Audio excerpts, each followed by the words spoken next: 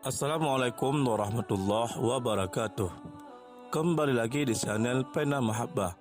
Pada kali ini kita akan mengkisahkan kisah anak Abu Jahal yang menjadi ahli syurga.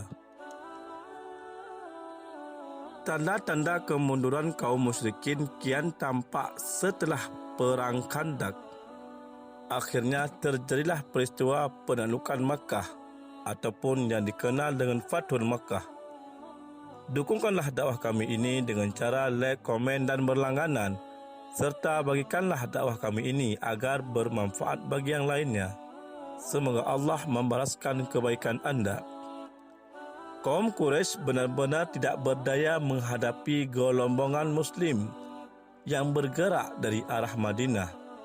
Bagaimanapun, tidak ada pertumpahan darah, sebab begitulah komitmen Rasulullah sallallahu alaihi wasallam. Sasaran beliau hanya meruntuhkan berhala-berhala.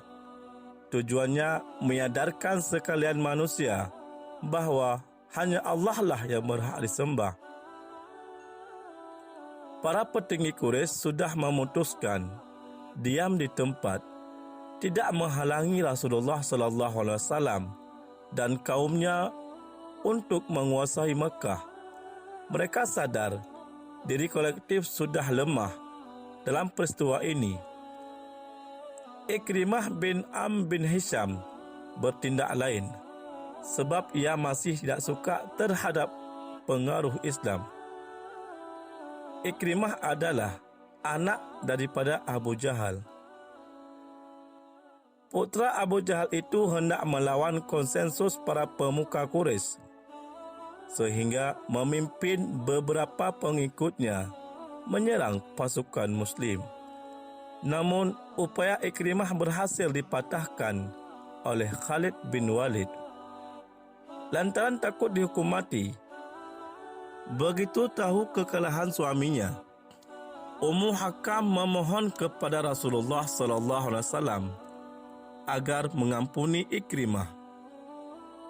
Permohonan tersebut terkabulkan.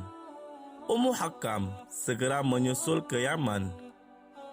Belum sampai di tujuan, ia mendapati suaminya yang sedang bersembunyi di suatu tempat.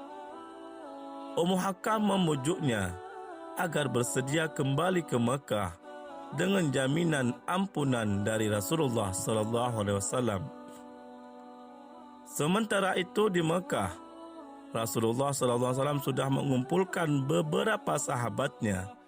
Di antaranya, beliau mengingatkan mereka ihwal putra Abu Jahal tersebut. Nabi sallallahu alaihi wasallam ingin agar para sahabatnya tak lagi mengungkit-ungkit perkara Abu Jahal, ayahanda Ikrimah. Ikrimah bin Abu Jahal akan datang ke tengah-tengah kalian sebagai orang beriman dan kaum muhajirin. Karena itu, janganlah kalian memaki-maki tentang ayahnya, sebab memaki orang yang sudah meninggal berarti menyakiti orang yang masih hidup, sekalipun makian itu tidak dapat terdengar oleh orang-orang yang sudah meninggal. Kata Rasulullah sallallahu alaihi wasallam kepada para sahabatnya. Begitu tiba di Makkah, Ikrimah dan Ummu Hakam disambut oleh para sahabat dan Rasulullah sallallahu alaihi wasallam sendiri. Utusan Allah itu sampai berdiri untuk menghormati kedatangan suami istri itu.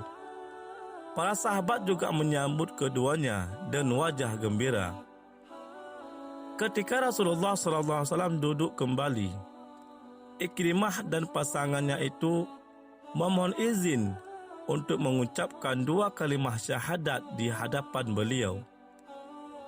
Tidak lupa, putra Abu Jahal tersebut memohon kepada Rasulullah SAW agar beliau mendoakan semoga Allah mengampuni segala kesalahan mereka yang telah lalu.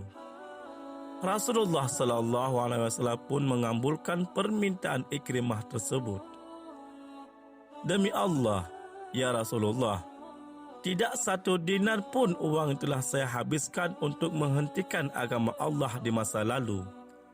Melainkan, mulai kini saya akan menembusnya dengan pengorbananku dan hartaku berlipat ganda untuk menegakkan agama Allah. Tidak seorang pun kaum muslimin yang telah gugur di tanganku. Akan tetapi, ku tebus dengan membunuh kaum musyrikin secara berlipat ganda. Semua demi menegakkan agama Allah, ucap Ikrimah bin Abu Jahal. Perkataan ini menandakan besarnya tekad Ikrimah untuk mewujudkan rasa iman dalam tindakan. Inilah mula-mula Ikrimah menjadi bagian dari kekuatan Islam. Dia terus meningkatkan kualitas ketakwaannya dan ibadahnya. Selain itu, dia juga turut terjun ke tengah medan peperangan, membela kehormatan agama Islam. Salah satu ajang yang ia ikut adalah Perang Yarmouk. Di sini, pasukan Muslim melawan pasukan Romawi yang terus mengusik ketenangan di perbatasan utara. Pasukan Islam berada di bawah pimpinan Khalid bin Walid. Maka pada peperangan inilah putra Abu Jahal mendapatkan kesyahidan. Wallahu a'lam bishawab. Wassalamualaikum warahmatullahi wabarakatuh.